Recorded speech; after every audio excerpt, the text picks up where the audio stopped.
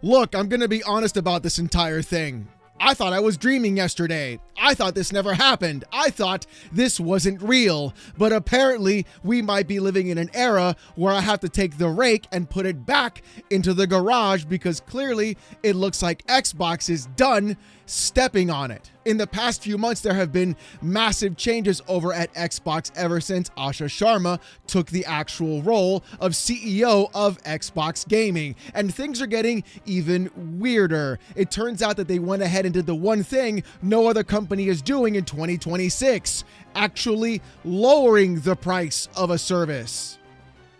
That's a whole new one right there for me, I'll tell you what. But the thing is, though, it did come with a caveat, and that caveat is that Call of Duty will not show up day one in Game Pass Ultimate. Now, the one thing I'm not going to do is dismiss the arguments of people who were saying, look, it used to be $20 a month with COD inside of it, now it's $23 a month without COD. That's not cool. And honestly, that is an absolutely valid argument to have, because clearly they did it before, but now they aren't. But the opposite argument I can say is this: as someone who does not play Call of Duty, as someone who has zero interest in it completely, I would rather have Game Pass be far more affordable if I'm sacrificing a game for it. And hell, I would also love to have Ubisoft Connect, EA Play, and the Fortnite pack removed from that as well, and bringing Game Pass down to $15 a month. But that is just my entire take on the whole thing. The difference, though, is that clearly we are seeing Asha walk in and make massive, sweeping changes across the board.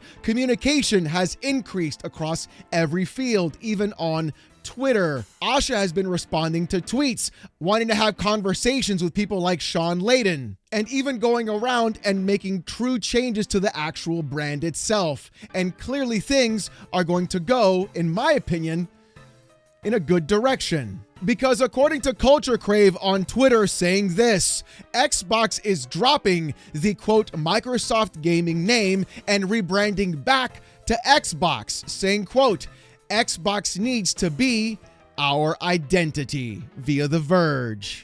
I've said this before and people never really understood what I meant, so I'm gonna say it again.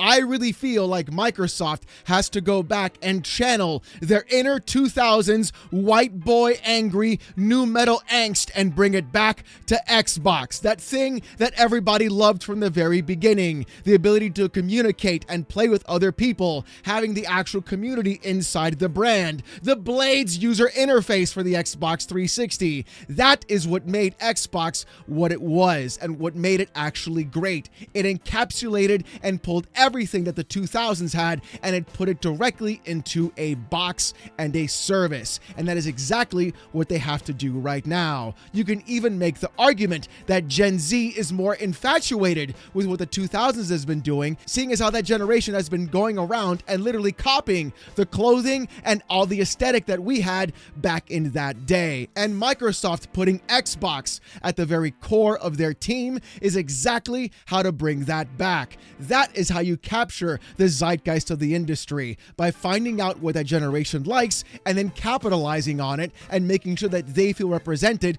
when they're playing your system or buying your product or enjoying that kind of service. But it's gonna get even crazier because not only is Xbox removing the entire Microsoft gaming mantra, they're sticking it back to Xbox specifically and focusing on that brand and what it actually represents. And the thing is, Asha even tweeted this. Asha Sharma on Twitter says, "We are Xbox," posting a link to the Xbox blog and showing a picture of her and Matt Booty talking to the entire Xbox staff. Let me tell you something. This little lady is doing some work more than I've ever seen with any other brand right now, after having years of just the insanity of living under the shadow of what Don Matrick did all those years ago with the Xbox One, after having a huge win with the 360 being flushed down the toilet, and instead simply just pushing TV, while Don Matrick literally butchered the entire brand because nobody had direct internet access and DRM was not liked. Hell, it still isn't liked nowadays either, but it's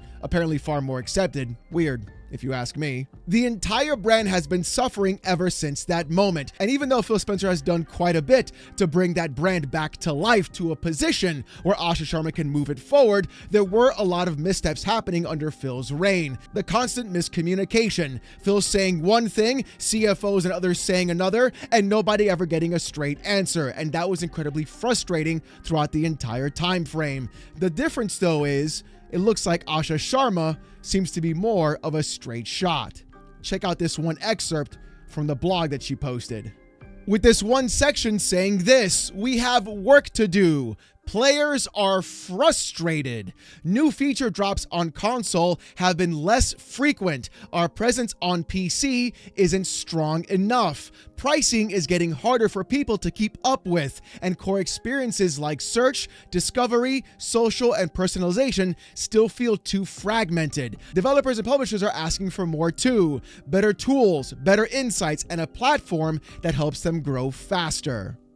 How is it that in 2 months, this woman was able to pinpoint exactly what all the problems were happening with Xbox internally and with the user base? That's actually shocking to me. And what it really points out to me is a couple of things. I want to find out, and I want to read the book when he finally puts it out, what was actually going on behind the scenes between Phil Spencer and Satya Nadella. Because I really feel like a lot of these ideas could have been what Phil wanted to put in the books, but he was never able to execute on them at all. And I feel like he was also being hamstrung across the entire time, basically having to play both sides. But for some reason, Asha is able to speak whatever she wants and execute on her plans, either because she has worked with Nadella before in that core AI team, or it could be that Nadella trusts her far more than he trusted Spencer as well. And this is exactly what we're seeing right now, with Sharma walking in and saying, here are the problems, here are the fixes, here's what we need to target. That is an incredibly huge thing to understand in just a short amount of time. It looks like she's actually been putting in the work, and it's pretty crazy if you ask me. To clearly understand that players are frustrated, updates aren't happening, developers aren't happy, and people are just mad in general about the pricing of things really goes to show that Asha has her ear to the ground, and she truly is listening, no matter how many times every fanboy wants to use the words "hear you" as an insult. But there's even more to this statement that they put out as well, and it truly means to me that things might in fact be turning around for Xbox. In the section that states "we are Xbox," it says this: "To achieve our master plan, the way we work must transform. Our best work happens when the full stack moves together. Microsoft Gaming describes our structure, but it does not describe our ambition. So we're going back to where we started and changing our team's name. We are Xbox. We are a high agency culture where wild and wonderful ideas thrive. Our job is not to smooth over our differences, but to connect everyone into something greater than any one studio or product. We have to be honest about where we are. We are a challenger, and meeting this moment will require pace, energy, and a level of self-critique that should feel uncomfortable. At our best, we..." Get ready for this list, folks. Trust me, it's going to be a doozy. I hope you're sitting down. Earn every player, protect our art, stay rebellious, progress over perfection, signal over ceremony, core before more, outwork the problem, speed is learning, makers over managers, clarity is kindness. Out of that list of 10 things, 3 stuck out to me more than anything. And number 1 is earn every player. Number 2 is stay rebellious. And the last one that I picked out was clarity is kindness. These 3 aspects out of those 10 are the ones that stuck out to me the most. When you look at something like Steam and Valve, you see exactly what's been going on and the differences between Microsoft and Valve itself. Valve earns every player by doing everything right by the customer. They stay rebellious by going around and literally shaking up the entire industry and making everyone bend to their will, even though that entire company is like, what, 300 employees, maybe 400 at the most? Pretty crazy when you think about it. And finally, clarity is kindness. One of the biggest problems Microsoft has had for a very long time is its complete inability to have clear, concise messaging for its users. And if Asha Sharma understands this and points this out, we can definitely go to the point where we could be seeing Microsoft actually make a statement. It's clear and they stick to it and follow through, which would be honestly fantastic, whether it's a good message or a bad one. Understanding what this brand is doing, having the trust of the consumers to put their money where their mouth is, and going around and earning every single player is exactly how they're going to bring this brand back from the brink. Now, here's the thing though, even with all of this stuff happening, you're still going to have morons on the internet do stuff like this. That's right. Xbox is dead, but that's also good. And they're also dead, but it's good that they're dead, but not good. I don't know what the fuck this is, bro. Every single time something happens with this company, this dude shows up and does the same video over and over again. I mean, look, I'm not lacking self-awareness. Lately, I've been being called Steamcast guy by all my viewers during my live stream. Yeah, because apparently talking about Valve being pro-consumer and actually providing good things for the customer is a bad thing now. But hey, if the shoe fits, I'll gladly wear that size 12, I'll tell you what. That's right, I said size 12. But this isn't the only piece of news that dropped with Xbox yesterday. It turns out a ton of stuff was also happening. Apparently, even now, Asha Sharma may even be talking about exclusivity with their video games moving forward. Ooh, is Xbox going to bring exclusives back? I don't know. I don't think so. I don't know. Maybe. Who knows? But let's find out. According to Insider Gaming on Twitter, Xbox is reevaluating its approach to exclusivity and AI. With the article saying this, the mission statement by Xbox reveals that it is reevaluating its approach to exclusivity and AI, saying, quote, "Along the way, we will reevaluate our approach to exclusivity, windowing, and AI, and share more as we learn and decide." Asha Sharma previously worked in Microsoft's AI division. However, despite her background, she has been outspoken about the problems with AI in gaming, saying, quote, "AI has long been part of gaming and will continue to be," Sharma said in a previous interview, noting that gaming needs new growth engines, but that great stories are created by humans. Here's the actual thing from my perspective. I really feel like Xbox is never going to have true exclusives ever again. And I say that not because to make Xbox fanboys mad. No, I say that because what we're seeing right now is a huge shift in Xbox itself, not just as a console, but as a platform in general. Remember, the entire thing that Xbox is doing is trying to compete with Valve and SteamOS, not to compete with PlayStation, no matter how many people on Twitter try to tell you this. What they're doing right now is putting all of their games onto the Xbox PC app, onto Steam, and onto their consoles. And the thing is, the second one of those games, even if it is exclusive, touches another platform, it's not an exclusive anymore. Hate to break it to you. What Microsoft is going to do now is use those specific platforms to keep users engaged, with the rumors that we've heard about 360 games and OG Xbox games being put onto the Windows platform, with what we saw previously, where they wanted to make Windows the best place to play.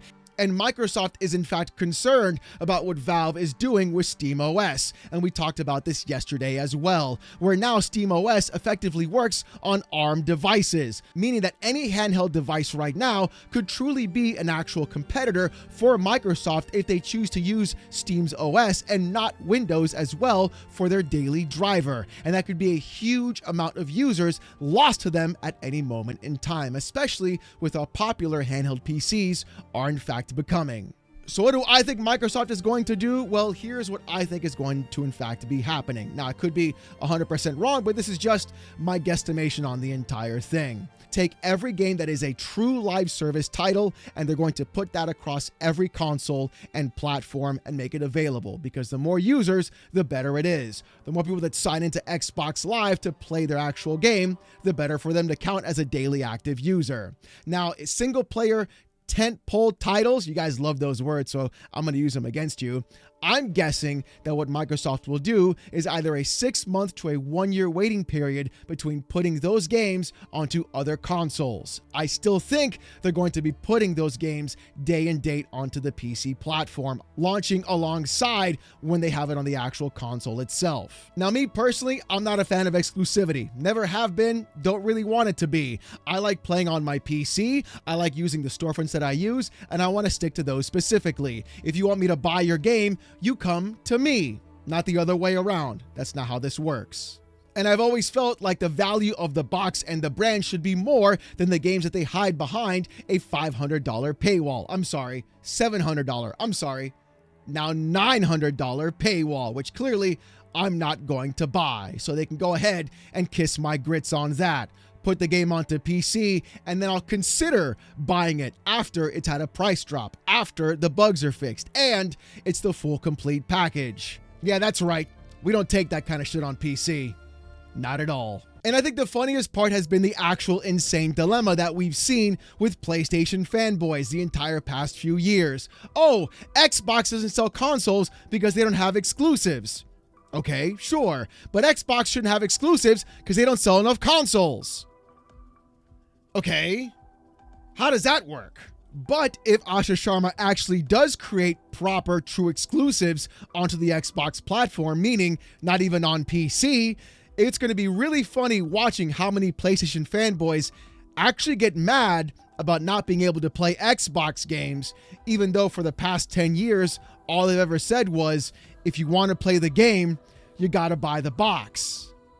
So I want to see how many stick to their word on the entire thing. We all know what it's going to be. It's going to be zero. It's going to be zero.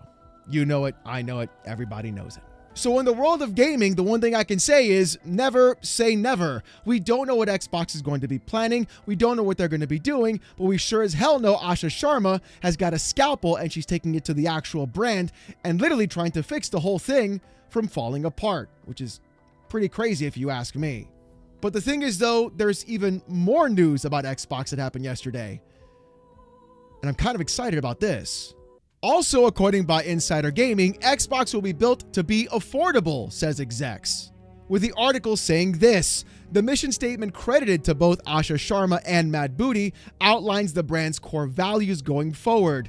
During a time of financial uncertainty, Xbox has declared that its future, rooted in the success of its upcoming console, Project Helix, will be built around affordability and player choice. Saying, quote, Xbox will be built to be affordable, personal, and open.